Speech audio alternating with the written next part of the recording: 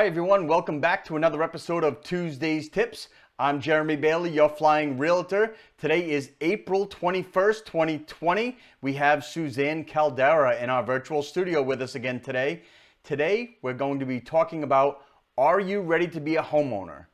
And it's not exactly what you might think. This is actually for homeowners also that might be looking to step up. There's a lot of great tips and tricks that we're going to talk about today. So let's head on over to the studio and let's speak with Suzanne. All right, Suzanne, thanks for coming back on again. This is a great segment that we've been doing called Tuesday's Tips. Pop it up there, Tuesday's Tips. What do you got for us today for a tip? One of my favorite ones, Jeremy, that I love to give to either the first-time home buyer or that move-up buyer is to make a fake payment. So, for instance, if you're paying $1,000 a month in rent, can you afford $1,500? Can you afford $2,000? And making a fake payment allows you to be, number one, a practice homeowner. Number two, it allows you to really look at your budget and see if you can afford it. And then number three, it lets you figure out what's important and what's not important. So as an example, when I'm out and about in my real world and not in COVID world, I've often made this joke that I swear there's a honing device that drags my SUV into almost any Dunkin' Donuts drive-through that I can go into. And is that necessary? So I think when people are really looking at their budgets and they see what they're spending money on, you can realize like what things are necessary and what things are not necessary. Yep, excellent tips. I know, it's amazing. You know, I've been more disciplined this year because we created a budget. So I've been trying to see if I could stick to it. And it's amazing as you're driving by places, it's almost like a tractor beam sucking you in and you're fighting it. It's like, why do I have to pull in there right now? Why? Because I know exactly what I want when I pull in there right now, but I really don't need it. Don't need all that caffeine. Yeah, for sure. And I've saved a ton of money doing it. So Yeah. by not doing it, I should say, I've saved a ton of money. What have you been seeing when you're talking to clients with what they're paying for rent? So on the rental side, I'll tell you, there's a big difference between rents today and rents of 4, 5, 6 years ago. Throughout, let's use just kind of the entire Rhode Island market. You know, 5 or 6 years ago, I would see at the low end, you could see apartments for rent in some areas of Providence, Woonsocket, and you could be paying $700, $800, maybe $900 for, let's say, a 2-bedroom apartment. Those apartments today, I'm not seeing anything under $1,000. And if it's under $1,000, usually there's a reason for it. And the majority of people who are considering being a homeowner probably don't want to live there anyway. And then up to in the single families, I'm seeing $1,600 on the low end. And from there, it goes up to $1,800, $2,000 and above. So the rents are pretty high. I mean, how do you think that compares to what the average mortgage is for, let's say, you know, a $300,000 purchase? So Jeremy, just kind of giving you an idea on, say, a $300,000 house.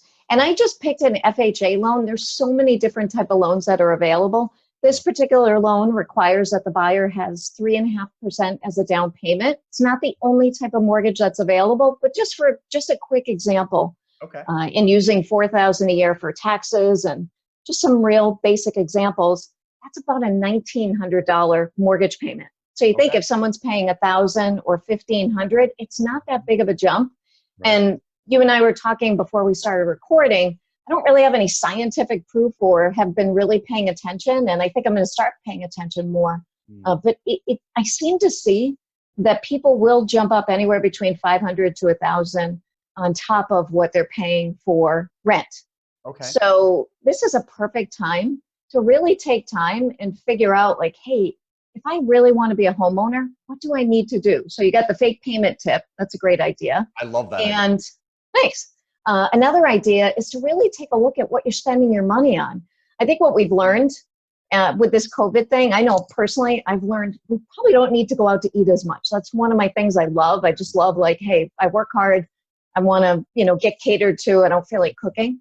But I've just started to notice that it's just bringing us together more as a family and as a couple, just being home. How much do we really need to go out to restaurants? And, I throw that out to the viewers. If you're cooking more at home, what are you saving? What are you saving on those expenses? What are you saving on your entertainment? And if you flip this around, I know this is something that can really tick people off, but imagine if you're paying $1,500 a month in rent at the end of a year. Oh, goodness. $1,500 a month in rent. At the end of a year, you've given your landlord $18,000. So you've helped them with their equity.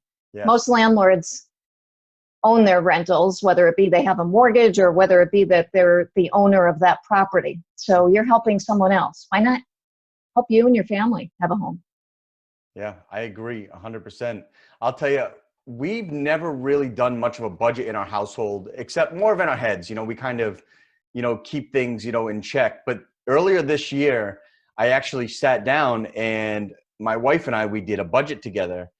And I was amazed at where our money was going. And I was actually amazed at how many costs were fixed and we could potentially shop it around to reduce them, but how much money we actually really needed to bring in to run the household. And then from there, when we saw the extras and we saw how much, like you said, if you go out to eat a lot, my wife and I love to go out to eat, the end of a long week, it's, where are we going tonight, but then when you start adding those up, 4 times, 6 times, 8 times a month, that adds up pretty quickly. You could easily spend $500, $700, $800, $1,000 extra a month just on going out to eat and the extras. Or if you go out for coffees once, twice, 3 times a day, that adds up to a lot of money, that you could be putting towards making your own coffee at home and now owning your own home. It makes a big difference.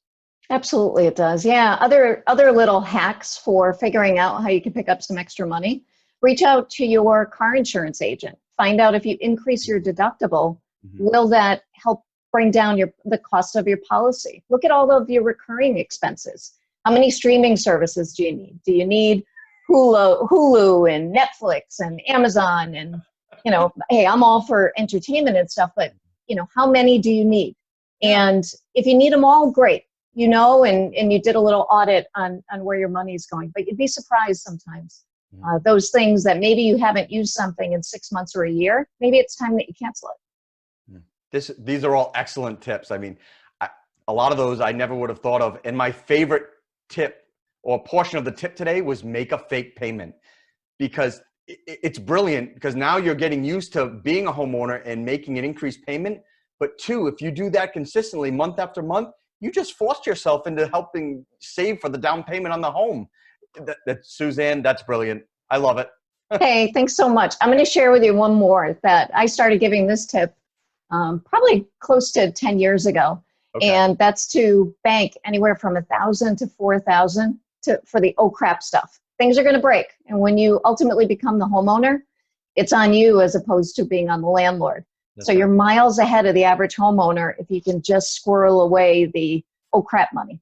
Yep, the oh crap money. And it needs to go into a separate account that's not linked to your other accounts, even a separate bank. Don't have a debit card, don't have an ATM card. It needs to be somewhat difficult to access, but readily available if you need it. Absolutely. Yeah, absolutely. Maybe next week when we can talk about what people should look at when they're thinking about selling their homes. I like it. Let's do it. Cool. All right. Well, thank you again, Suzanne, for coming on today. This was another episode of Tuesday's Tips. We hope you all enjoyed it, and stay tuned for next week.